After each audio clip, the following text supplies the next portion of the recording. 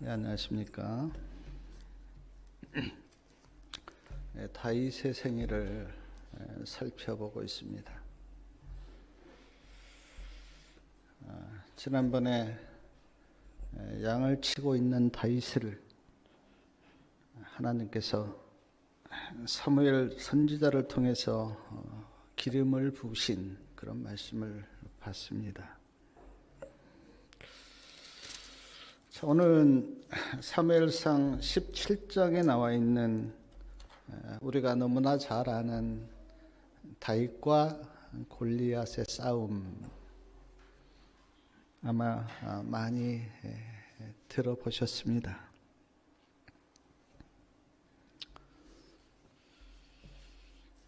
사무엘상 17장에 보면 블레셋이 이스라엘을 이렇게 쳐들어왔습니다. 그리고 어디에다 진을 쳤냐면 에베스 담밈이라는 곳에 진을 치고 있어요. 이스라엘도 사울 왕이 군사를 이끌고 싸움터에 이렇게 나가서 엘라 골짜기라고 하는 곳에 진을 치고 있습니다. 그러니까 이제 골짜기 하나를 사이에 두고 이쪽에는 이스라엘이 진을 치고 있고 저쪽에는 블레셋이 진을 치고 있어요. 자, 블레셋 군사를 이끌고 온 골리앗 장군에 대해서 사무엘 17장 4절부터 보면 이렇게 쭉 나와 있는데, 키가 신장이 얼마인가, 그 4절 제일 끝에 보니까 6규빗 한 뼘이요, 그렇게 되어 있습니다. 6규빗. 우리가 한 규빗을 보통 45cm에서 50cm 사이로 그렇게 봐요.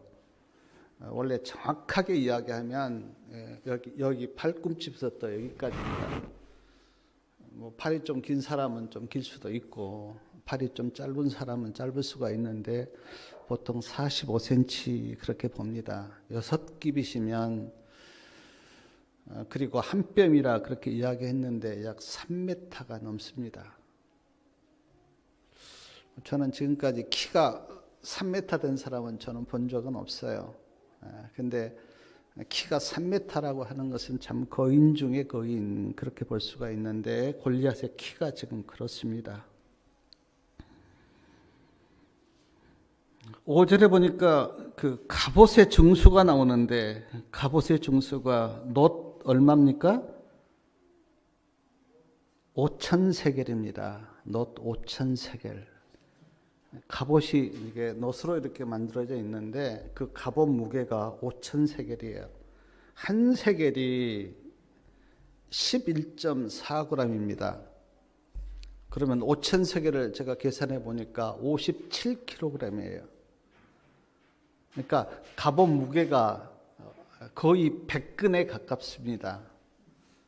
뭐 우리 같으면 입을 수도 없는데 어쨌든 이제 키가 그렇게 크니까 갑옷 무게가 57kg.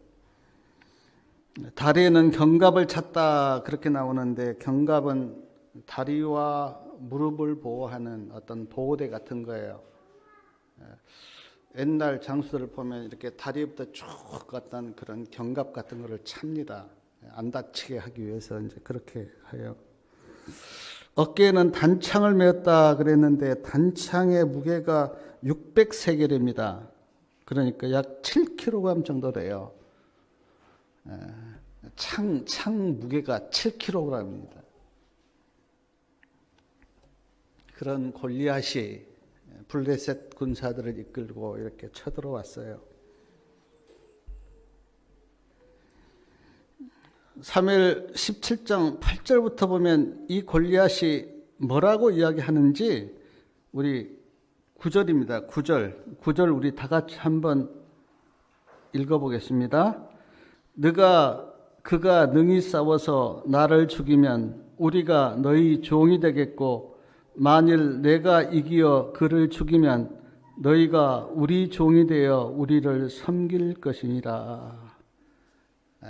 한 사람 나오라는 거예요. 그래서 나와 붙어서 내가 이기면 너희가 우리 종이 되고 그 사람이 이기면 우리가 너희 종이 되겠다. 그렇게 큰 소리로 외치는 겁니다. 근데 이 말을 며칠 동안 했냐면요. 그 16절에 보니까 40일을 조석으로 나와서 이야기를 한 거예요. 40일 동안 아침 저녁으로 한 사람 나와라, 나와 싸우자, 그렇게 골리앗이 이야기한 겁니다.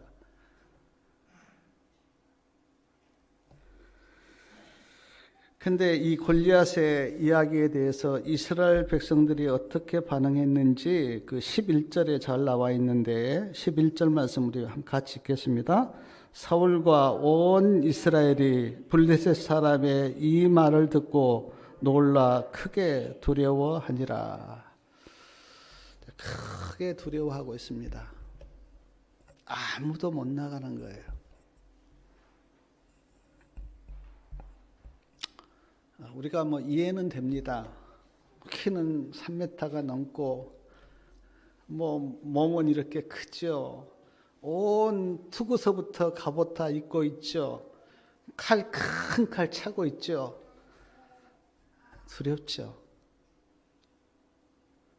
그러나 사랑하는 여러분, 전쟁터에 싸우러 나왔는데 아무리 적군이 뭐 힘이 세다 하더라도 거기서 두려워서 벌벌 떨고 있으면 어떻게 됩니까? 그러면 이미 전쟁에서 진 거죠.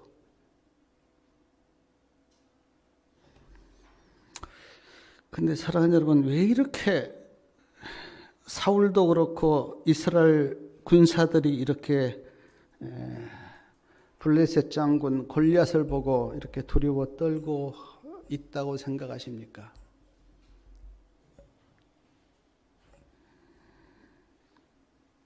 상황만 보면 두려워요. 하나님을 바라봐야 되는데 하나님을 바라보지 않고 어떤 상황만 보면 두렵죠. 이스라엘 백성들이 그리고 사울이 지금 두려워한 것은 하나님을 바라보지 않고 골리앗이라고 하는 그 사람만 바라봤기 때문에 두려운 겁니다.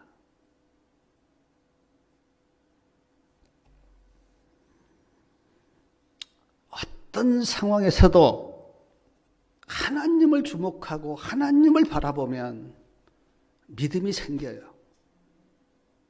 근데 하나님을 바라보지 않고 어떤 상황 그 자체만 보면 믿음이 사라집니다. 예를 들어서 마가복음 4장에 보면 우리가 지난 그 기도력에 이렇게 했을 때도 우리가 말씀을 나눴는데 예수님과 함께 배를 타고 가다가 풍랑을 만났어요. 예수님도 그 배에 타고 계십니다. 그때 풍랑이 인 거예요. 말씀에 보면 제자들이 그 풍랑을 만나서 매우 무서워했습니다. 그런데 예수님이 제자들을 책망하셨어요. 너희가 어찌 믿음이 없느냐. 이 책망의 의미는 이 배에 내가 타고 있는데 왜 나를 주목하지 않고 풍랑 그 자체만 주목하느냐고 하는 예수님의 책망이었어요. 자, 배를 타고 가는데 풍랑이 이렇습니다. 풍랑을 볼 수도 있고 배 안에 계신 예수님을 주목할 수도 있는 상황이에요. 그런데 제자들은 주님 바라보지 않고 풍랑만 보니까 제자들이 그렇게 막 무서워한 거예요. 또 하나 제가 예를 들면 민수기 우리 13장에 보면 이제 가데스가 나오잖아요. 가데스에서 각 지파에 한 사람씩 그래서 12정탐꾼을 뽑아서 가나안 땅 정탐을 하라고 그렇게 보냈습니다. 12정탐꾼이 가나안 땅을 40일 동안 정탐을 하고 돌아왔어요. 우리가 알다시피 돌아올 때는 막 포도송이 이렇게 둘이 메고 막 석류 가지고 그렇게 왔습니다.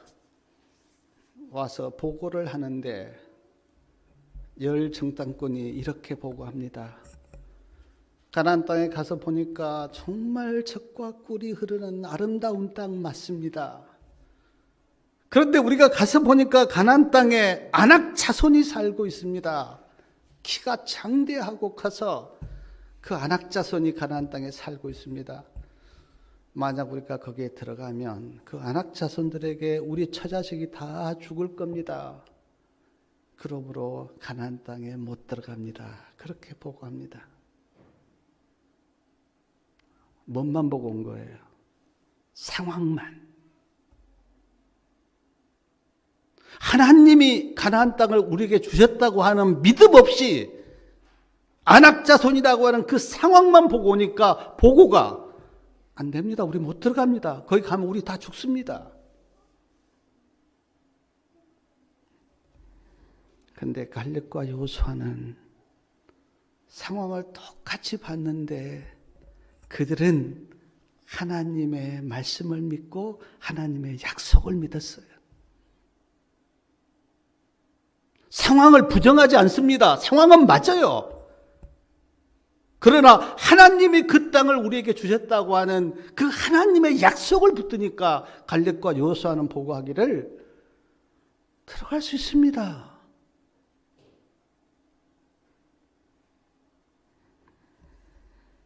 사랑하는 여러분, 하나님을 바라보십니까? 아니면 상황을 봅니까? 우리가 살면서 많은 상황을 만나는데 그 상황 자체만 보십니까? 아니면 나와 함께 하시는 하나님을 바라보십니까? 제가 단언하건대 믿음이 있는 사람은 어떤 상황에서도 하나님을 바라봐요. 그런데 믿음이 없는 사람은 상황 그 자체만 봅니다.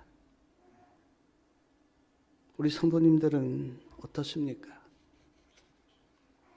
내가 어디에 있든지 그 가운데서 하나님을 바라보고 하나님의 약속과 말씀을 붙듭니까? 아니면 그 상황 때문에 안 된다고 원망하면서 그렇습니까? 성도님들, 하나님을 바라보시기 바랍니다. 그게 믿음이에요. 믿음이 있는 사람은 하나님을 바라봐요. 근데 믿음이 없는 사람은 상황만 보죠. 상황만. 그래서 뭐 상황이 어떻다, 환경이 어떻다, 뭐가 사람들이 어떻다 그러면서 원망하고 짜증내는데 그 믿음이 없는 거예요. 그건. 믿음 있는 사람은 상황이 좋으면 좋고 안 좋아도 상황 탓 안 합니다. 그 속에서 하나님을 붙들어요. 풍랑을 맞는 제자들이나 그 가나안 땅에 못 들어간다고 한 열 정탐꾼들은 그 상황 그 자체만 보고 그렇게 이야기했는데, 그러나 성경에 이런 말씀이 있는 것은 우리들에게 교훈을 주는 거예요. 너희들은 그렇게 하지 마라. 하나님을 바라보라고.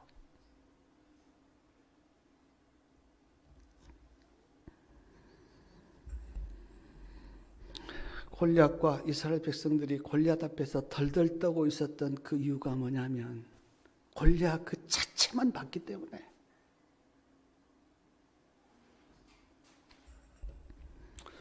블레셋과의 전쟁에 이세의 첫째 아들 엘리압도 참전을 했고요. 둘째 아들 아비나답도 참전을 했고 셋째 아들 삼마도 거기에 참전을 했습니다. 그래서 사무엘상 17장 17절과 18절에 보면 아버지 이새가 다윗에게 심부름을 시켜요. 형들에게 볶음국식 한 네바 그리고 떡 10덩이 형들에게 갖다 주어라. 그리고 형들이 좀 잘 있는지 한번 보고 와라. 그렇게 심부름 시킵니다. 그리고 뭐 치즈 10덩이는 천부장에게 주라고 그렇게 말씀에 기록되어 있는데 그렇게 다윗을 심부름을 시켜요.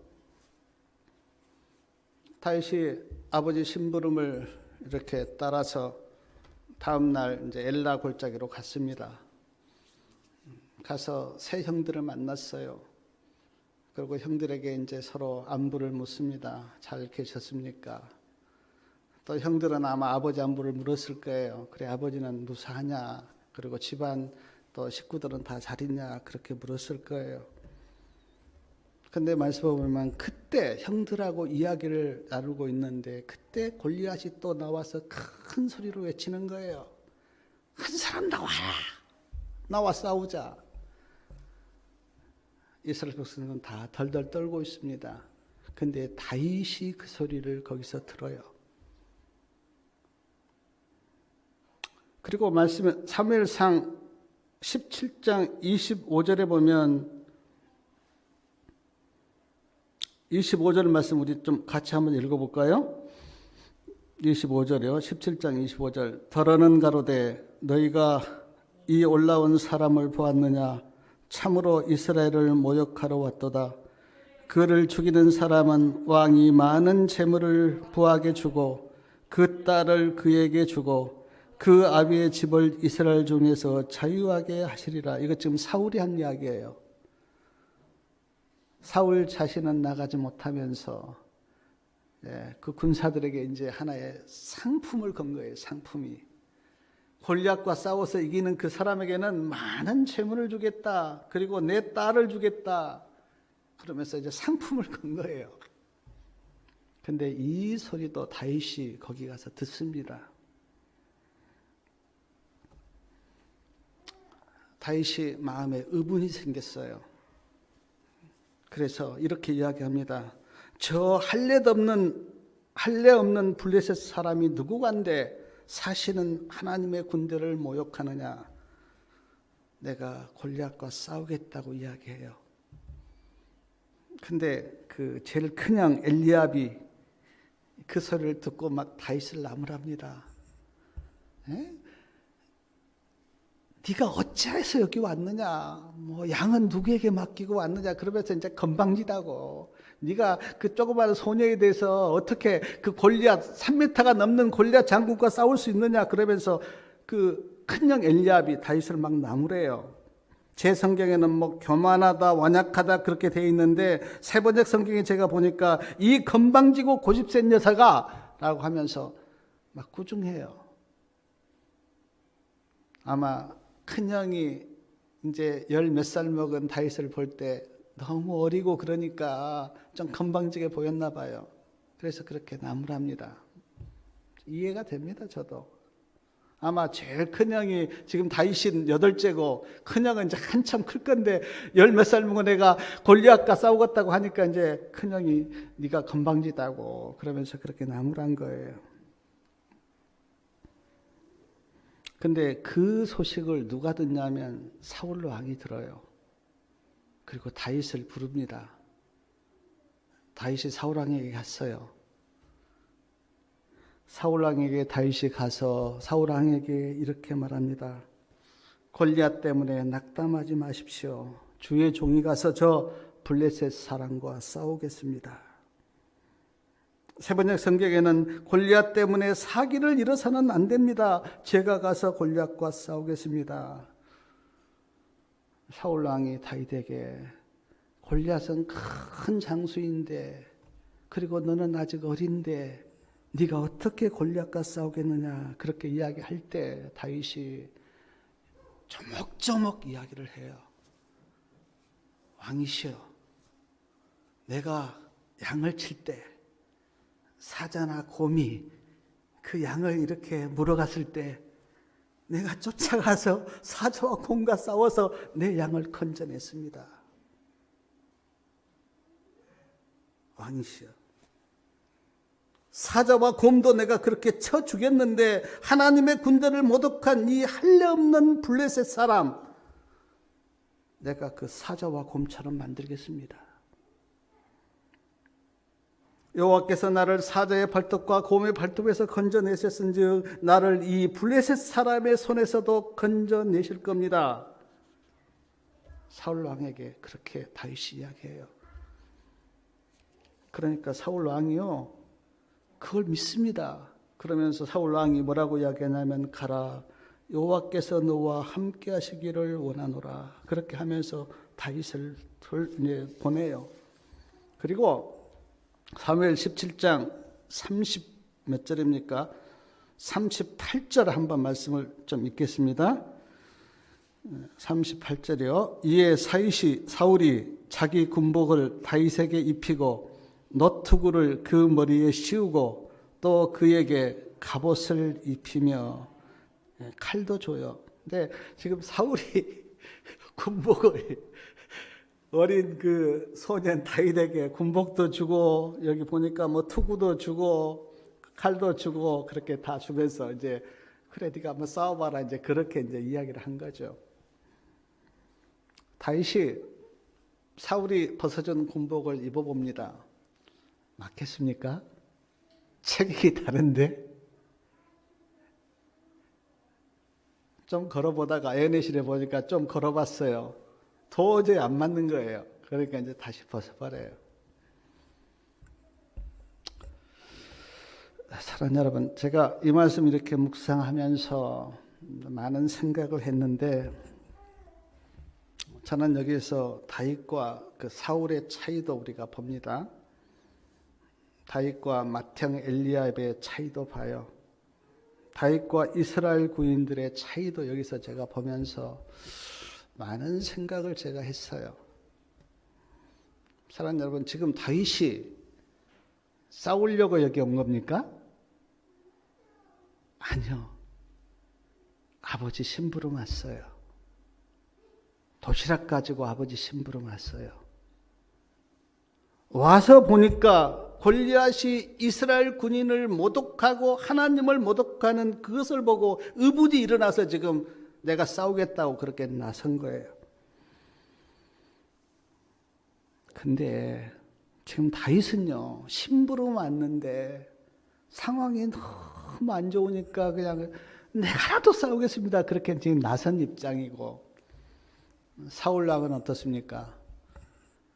벌벌 떨면서 자기 군복 다윗에게 벗어줘요. 한 사람이 누가 싸우면 내가 내 딸 주고 많은 재물 주고 아버지 집 내가 평택겠다고 또 상급을 걸어요. 이런 비열한 지도자가 어디 있습니까? 야비하고 비열하고 그런 지도자가 어디 있습니까? 자기가 나가서 싸워야지. 군복 다윗에게 벗어주고 자기 딸을 거는 이런 비겁한 지도자가 세상에 어디가 있느냐고요. 막 제가 말씀 보는데 저도 마음이 막 흥분이 되는 거예요. 세상에 이런 사람이 어디가 있어. 맏형 엘리압, 다윗이 싸우겠다고 하니까 이제 말립니다. 뭐 말리는 건 제가 이해가 돼요. 형으로서. 그러나 말리기 전에 자기 자신이 나가서 싸워야죠. 다윗이 내가 나가겠다고 하면 그래 너는 어리는데 그냥 내가 나가서 싸우겠다라고 그렇게 말을 해야죠. 사람이라면. 근데 말리기만 하고 가만히 있습니다.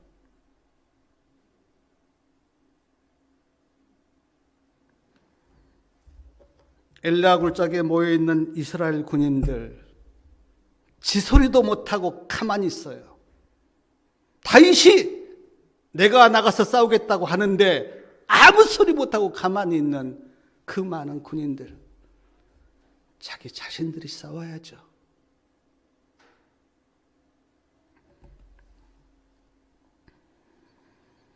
이런 모습을 보면서 내 마음속에 느껴지는 것이 지도자나 어른이나 윗사람은 그냥 대접만 받고 명령만 하고 그게 지도자가 아니잖아요. 지도자라면 지도자답게 목숨을 버릴 때는 버릴 각오를 하고 나설 때는 나서야 되는 게 지도자 아닙니까?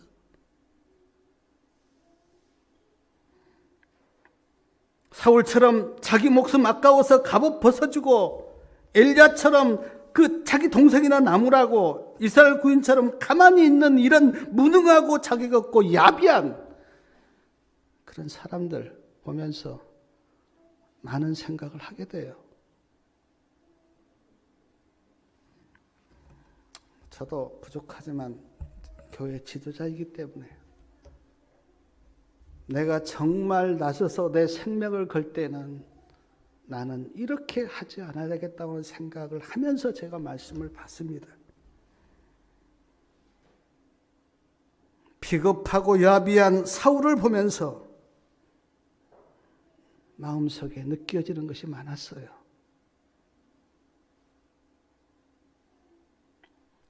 헌신이 없고 자기 목숨을 아깝게 생각하는 그런 지도자는요, 지도자 자격이 없는 거예요.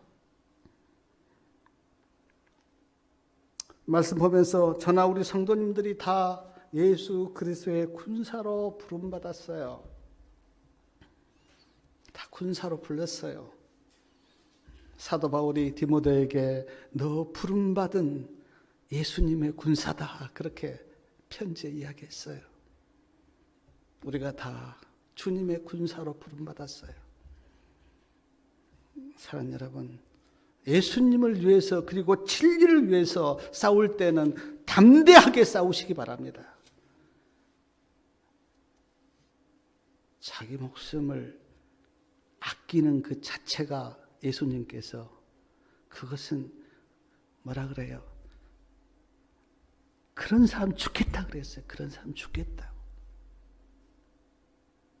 자기 목숨을 버리는 자는 살 것이고 자기 목숨을 아끼는 자는 죽을 것이다. 그렇게 예수님이 말씀하셨어요. 지금 사울이 그런 형편 아닙니까? 사울이?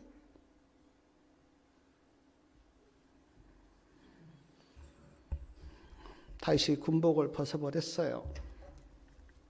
그리고 사무엘상 17장 40절부터 보니까 다윗이 물맷돌 5을 주어듭니다. 그리고 그 돌 5을 주머니에 넣고 물매를 가지고 골리앗 앞에 가요. 골리앗이 보니까 너무너무 가소롭거든요. 갑옷도 안 입었어요. 총, 칼도 없어요. 근데 물맷돌 가지고 싸우겠다고 오니까 골리앗이 볼 때 얼마나 가소롭습니까? 그러니까 골리앗이 뭐라고 이야기하냐면 네가 나를 개로 여기냐, 그렇게 이야기해요. 막대기를 가지고 내게 나왔느냐 하면서 말씀해 보면 골리앗이 다윗을 저주까지 합니다. 네가 나를 어떻게 보고 그 소년이 물맷돌 가지고 싸우러 왔느냐, 이제 그렇게 가볍게 보고 그렇게 이야기할 때 다윗이 뭐라고 고백하는지 사무엘상 17장 45절부터 47절까지 우리 이 말씀 한번 같이 한번 읽어보겠습니다. 45절부터 47절까지 사람에게 이르러 너는 칼과 창과 단창으로 내게 오거니와 나는 만군의 여호와의 이름 곧 내가 모독하는 이스라엘 군대의 하나님의 이름으로 내게 가노라. 오늘 여호와께서 너를 내 손에 붙이시리니 내가 너를 쳐서 내 머리를 베고 블레셋 군대의 시체로 오늘날 공중의 새와 땅의 들짐승에게 주어 온 땅으로 이스라엘에 하나님이 계신 줄 알게 하겠고 또 여호와의 구원하심이 칼과 창에 있지 아니함을 이 무리로 알게 하리라. 전쟁은 여호와께 속한 것인즉 그가 너희를 우리 손에 붙이시리라. 놀라운 믿음의 고백을 다윗이 해요. 너는 칼과 창으로 내게 오지만 나는 하나님의 이름으로 너에게 간다.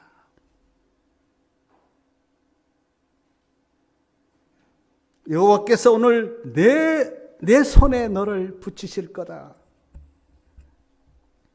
너를 내가 무너뜨려 온 땅으로 이스라엘 하나님이 계신 줄을 내가 알게 하리라.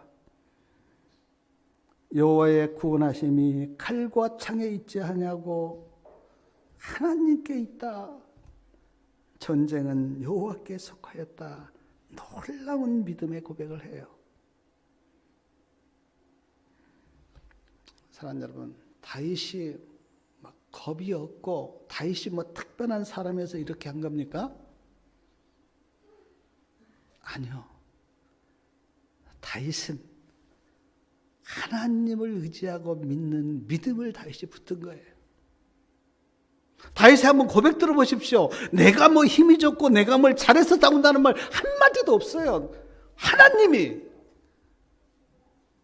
나로 하여금 너를 이기게 할 것이다.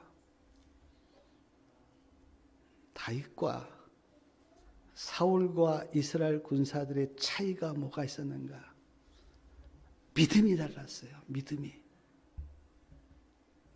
믿음의 차이가 있었다고요. 다윗은 하나님을 살아계시고 나와 함께 하시는 그 하나님으로 다윗은 믿었어요.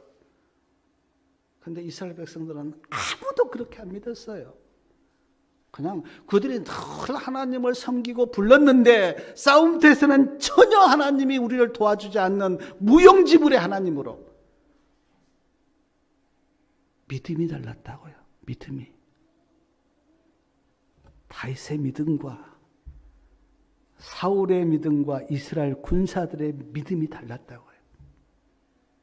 다윗이 특별한 사람이 아니고 다윗은 우리와 똑같은 사람인데 하나님을 믿는 믿음이 달랐다니까요. 믿음이.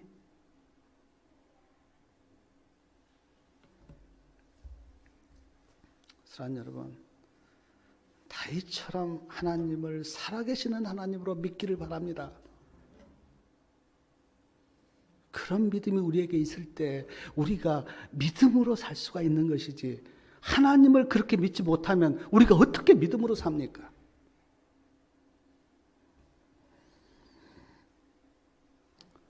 다윗도 물매를 가지고 달려가고 골리앗도 다윗이 너무 가스로우니까 이제 말씀해 보면 달려와요. 달려가면서 다윗이, 제가 뭐 물매를 정확하게 설명은 못 하겠어요. 근데 저는 이제 한번 봤거든요. 그 TV에서 이스라엘 이렇게 쭉 설명하는 TV를 보는데 물맷돌에 대해서 이야기가 나왔는데, 이런 쭉 이렇게 끈이 있고 밑에 이렇게 있는데 거기다가 돌을 넣고 쫙 이렇게 돌려요. 돌려서 쫙 던지는데 제가 그걸 보면서 놀랐어요. 너무너무 멀리 빠르게 정확하게 가서 맞는 거예요. 제가 봤어요. 저도 뭐 어렸을 때 뭐 이렇게 돌려서 이렇게 해본 기회가 있는데 그거하고 틀리더라고요. 물맷돌은. 그 이스라엘 사람들이 물매에 대해서 그 성경 역사를 쭉 이야기하면서 이제 보여주는데 300m, 200m를 정확하게 가서 맞추는 걸 제가 봤어요. 그래서 그걸 보면서 아, 다윗의 물맷돌이 이런 거였구나 내가 느꼈는데, 다윗이 달려가면서 물맷돌을 던집니다.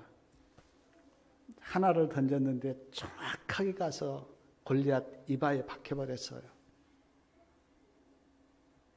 골리앗이 쓰러졌어요. 다윗이 거기 달려가서 골리앗의 칼을 빼서 골리앗을 죽입니다. 골리앗은 자기 칼에 자기가 죽은 거나 마찬가지예요. 다윗에게는 칼이 없었거든요.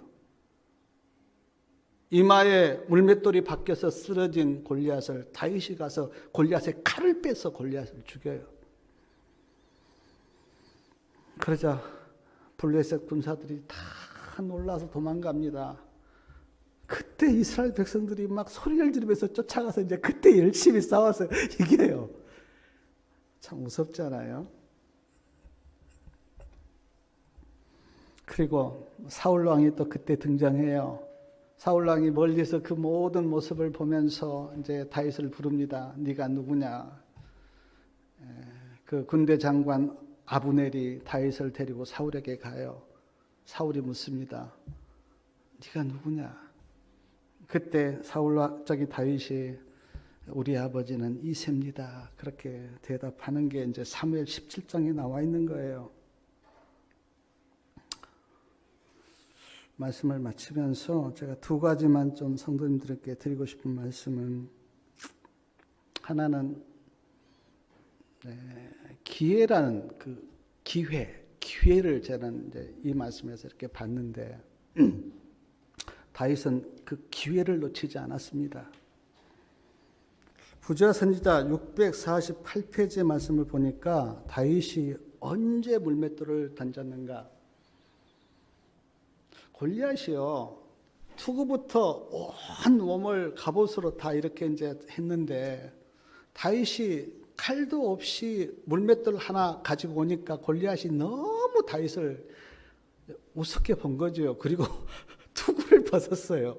골리앗이 칼을 가지고 왔다면 투구를 절대 안 벗었을 건데 물맷돌 하나 가지고 이렇게 물매 가지고 오니까 너무 가짜나니까 골리앗이 화가 나서 투구를 벗었어요. 그때 다윗이 물맷돌을 던져서 이마를 때린 거예요. 만약에 골리앗이 투구를 안 벗었다면 이마에 돌이 박힐 리가 없죠. 투구에 맞았죠. 투구에. 근데 골리앗이 투구를 벗는 그때를 다윗이 놓치지 않고 물매를 던져서 골리앗 이마에 돌이 박히도록 그렇게 한 거예요. 그래서 저는 이 말씀 이렇게 묵상하면서 기회에 대해서 생각해 봤는데, 예수님께 향유를 부었던 막달라 마리아 아시잖아요?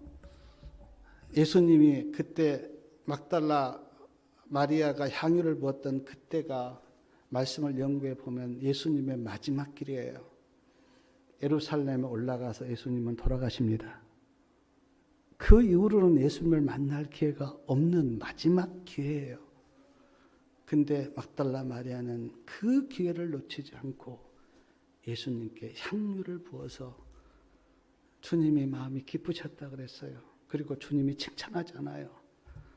복음이 전하는 그곳에는 이 여인의 이야기도 전해질 거다. 그러면서 막달라 마리아를 주님께서 기뻐하셨는데, 막달라 마리아는 그 마지막 기회를 놓치지 않았어요.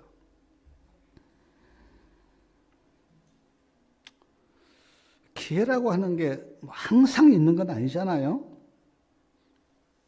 근데 기회가 올 때 누가 기회를 붙잡는가? 준비한 자가 붙잡습니다. 전혀 준비되지 않은 자는 기회가 와도 붙잡지 못해요. 근데 평소에 늘 준비하고 있는 자는 기회가 오면 붙잡아요.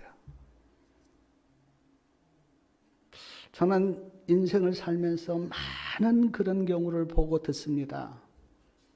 어떤 사람은 늘 믿음의 준비를 하고 있어요. 어느 날 하나님께서 그에게 기회를 줘요. 기회를 줬었을 때 그에게 믿음이 보이면 하나님께서 들어쓰는데 믿음이 안 보이면 묻죠. 저도 죄송하지만 집사로 있었어요. 집사로. 개혁운동의 집사로 있었어요. 그런데 하나님께서 저에게 기회를 주셨고 그 기회를 저는 붙잡은 거죠. 누가 하나님의 일을 하는가? 준비하고 있는 자. 다윗이 평소에 그 사자와 곰과 싸우지 않았다면 다윗이 어떻게 나갈 생각이 나겠어요?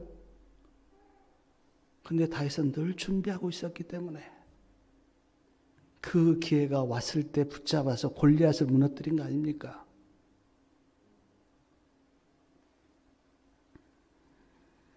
근데 성경에 보면 참 구원받을 수 있는 기회가 많이 있었는데 기회를 놓쳐버린 사람들이 너무 많아요. 우리가 아는 가룟 유다, 얼마나 구원받을 수 있는 기회가 많았습니까? 3년 반 동안 예수님과 함께 생활했는데, 근데 슬프게도 가룟 유다는 그 기회를 놓쳐버렸고요. 빌라도 오늘 우리가 봤듯이 구원받을 수 있는 기회가 그에게 주어졌어요. 근데 빌라도는 자기 총독이라고 하는 그 자리 놓치지 않으려고 기회를 잃어버린 거죠. 사도행전 20장에 나온 총독 베스도 사도 바울로부터 복음을 들었어요. 그래서 구원받을 수 있는 기회가 있었는데 그 기회를 놓쳐버렸습니다. 아그리빠 왕도 마찬가지고 부자 청년도 마찬가지고 율법사도 마찬가지고 구원받을 수 있는 기회가 있었는데 그 기회를 그들이 놓쳐버렸어요. 사랑하는 여러분, 은혜 받을 수 있는 기회를 놓치지 마시기 바랍니다. 회개할 수 있는 기회도 놓치지 마시기 바라요. 영적인 싸움에서 승리할 수 있는 기회도 놓치지 마시기 바라요. 기회를 놓치지 마십시오. 기회가 항상 주어진 건 아니에요. 기회가. 그러므로 기회가 올 때 우리는 그 기회를 붙잡아야 돼요. 오늘 우리가 편하게 성경을 보고 말씀을 보지만, 그러나 예언에는 이 말씀을 본 이것도 마지막 때는 게 없다 그랬어요. 설교도 평생 들을 것 같지만 그게 아닙니다. 저도 언제 성도님 앞에서 제가 설교를 그만둘지 나도 몰라요. 그래서 우리가 말씀을 들을 수 있는 기회나 은혜를 받을 수 있는 기회나 또 영적인 싸움에서 승리할 수 있는 기회나 회개할 수 있는 기회, 그 기회를 놓치지 마셔야 돼요. 또 하나, 제가 그 사무엘상 17장을 이렇게 묵상하면서 마음속에 깨달았던 게 골리앗에 대한 문제인데, 제가 말씀을 이렇게 묵상하니까 제 안에 있는 골리앗에 대해서 제가 생각하게 되었어요. 우리 앞에도요, 다 골리앗이 있습니다. 내가 싸워서 무너뜨려야 할 골리앗이 있어요. 어떤 사람에는 그게 성격일 수 있어요. 성격이 안 좋아서 늘 거기에 무너지는 사람이 있어요. 어떤 사람에게는 자아일 수 있고요. 어떤 사람은 너무 돈이나 물질에 매여 있는 사람이 있어요. 그 사람에게는 돈이나 물질이 골리앗이에요. 넘어뜨려야 될 골리앗이에요. 어떤 사람에는 술이나 쾌락 같은 것에 매여서 인생을 망치는 그 사람에게는 술이나 쾌락이 골리앗이라고요. 어떤 사람에게는 자존심, 이기심, 탐심 그런 것들이 그에게 골리앗이에요. 왜냐하면 그런 것들 때문에 인생이 굉장히 피곤하고 힘들고 믿음으로 살 수 없는 골리앗. 이 골리앗을 어떻게 해야 될까? 오늘 말씀으로 보면 우리에게도 물맷돌이 필요해요. 물맷돌을 돌려서 골리앗을 무너뜨려야 돼요. 근데 그 물맷돌이 뭘까? 제가 생각한 것은 하나님의 말씀밖에 없다. 저는 그렇게 생각이 들어요. 하나님의 말씀이 정확하게 내 안에 던져지면, 내가 평소에 그렇게 골리앗이라고 생각했던 그것이 하나님의 말씀 앞에 무너지는 경험을 저도 했거든요. 하나님의 말씀을 마음에 던지십시오. 그래서 나에게 있는 골리앗을 무너뜨리기 바랍니다. 세상 사람에게는 하나님의 말씀이 없기 때문에 소망이 없지만 우리에게는 하나님의 말씀이 있잖아요. 말씀으로 자아도 무너뜨리고 욕망도 무너뜨리고 물질을 좋아하는 그런 마음도 무너뜨려서 내 앞에 있는 골리앗을 내도 무너뜨려야 돼요.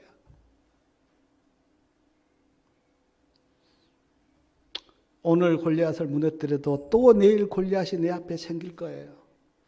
그 골리앗도 내 힘으로는 어떻게 할 수가 없고 하나님의 말씀을 던져서 그 골리앗을 내가 무너뜨려야 돼요.